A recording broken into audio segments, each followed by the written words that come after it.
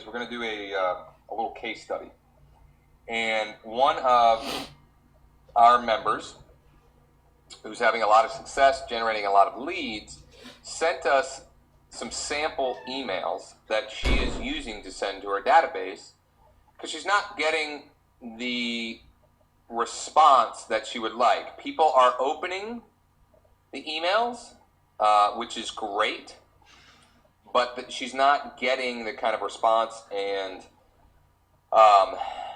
appointments and so forth that she's looking for. So I'm going to go through 3 emails and just make some general suggestions, and I believe you can take some of these ideas and concepts and suggestions and use them as well. So the first email, the subject line is negotiating your next purchase. That's interesting. I mean, that's something that definitely they would be interested in. And we go into the email.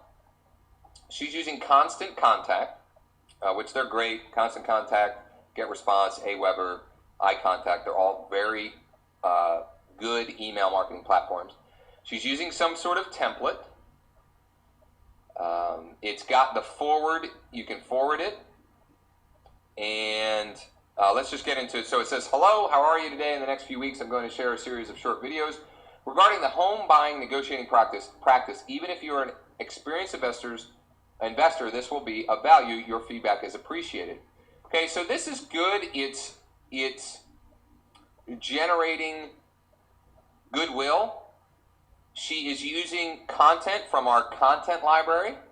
There are many people who have not. And she has uploaded them to her YouTube account, which is good.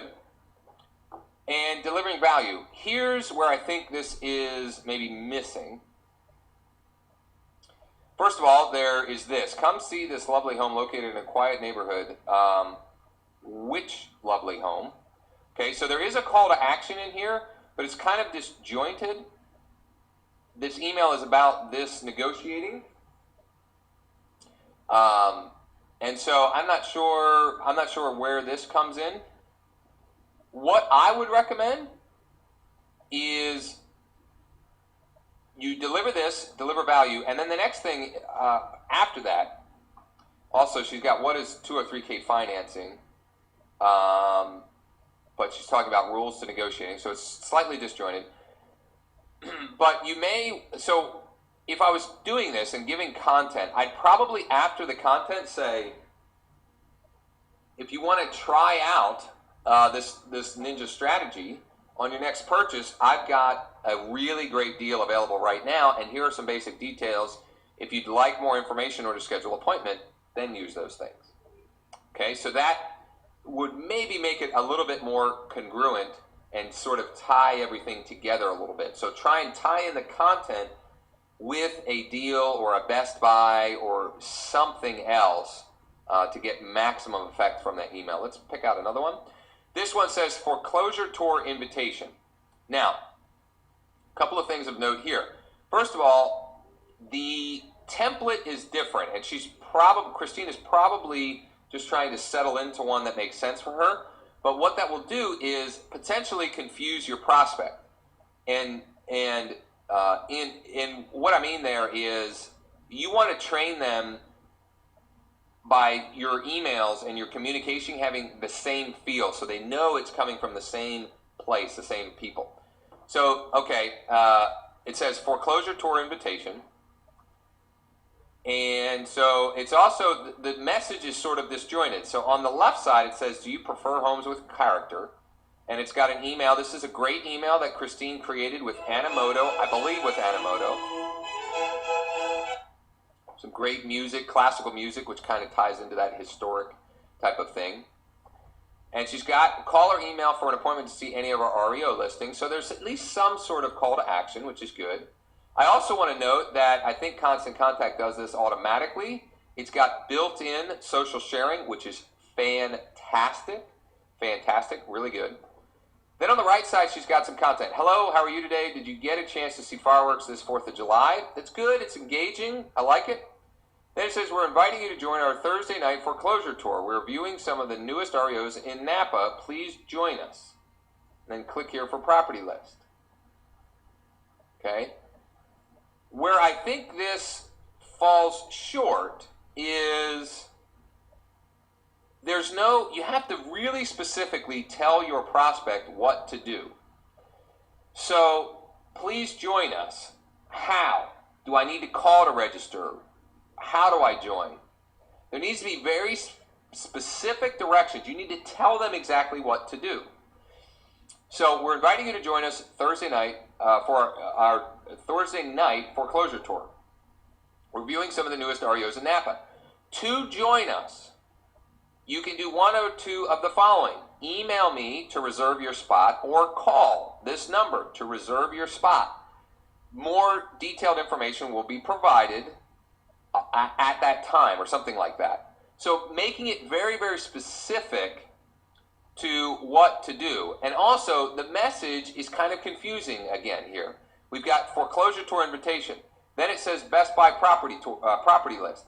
Then it says do you prefer homes with character? Then it says click here for property list. It needs to be very, very specific. So if it's foreclosure tour invitation, that should be the only message in this video. You can start with a little banter. That's fine. How are you today? Did you get a chance to see the fireworks? But then make the communication sole purpose is to get as many people in this email database to reserve a spot for the foreclosure tour. Okay? Emails that have multiple calls to action for different things are not effective because a confused mind says no. You need to give them one option. So in the examples that you'll see above this case study, each of the emails had a sole purpose. I was either providing their updated weekly list or emailing them about a specific property. So their choices were, one, I want more information about this property, or I want to see this property, or two, I'm not interested. Same concept behind a squeeze page. A squeeze page gives the viewer two options. I can either opt in for the information that's being offered, or I can choose not to. Email, in most cases, should be the same. Now, if you provide a weekly or monthly sort of newsletter, that's fine, but even in that case, the format needs to be cleaned up a little bit and cleaner and more concise and to the point. So let's take a look at the third and final. 2-day open house tours is the title. 2-day open house tour. The title here is congruent, open house tour. This week's special, the address, move-in ready, low down payment, $1,530 moves you in. That's great. And she's got a video tour, which is fantastic. Except the link doesn't look quite right. It's giving me an error.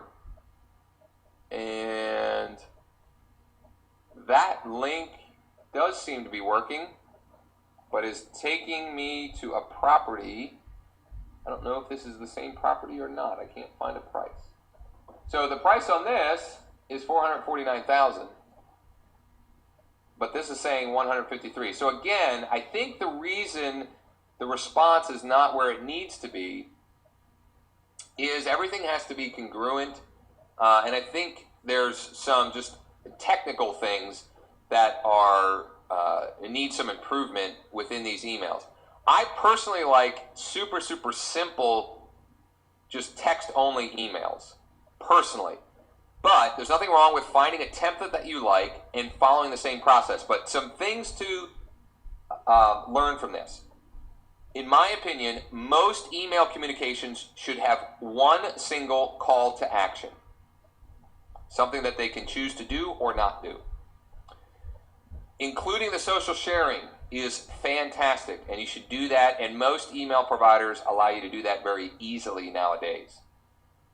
And making the communication regular. One thing I didn't confirm with Christine was how often is she emailing every Monday and Thursday, or what her email frequency is, and is she training her list to follow a certain pattern. Okay, so hopefully that's helpful to you. I'm sure it'll be helpful to Christine. And as always, if you have any questions, comments, concerns, you can let us know in tech support, and we'll be happy to talk about them. We can also talk about them on the Q&A calls which are for traffic school every Thursday at 1 Eastern. Okay, talk soon.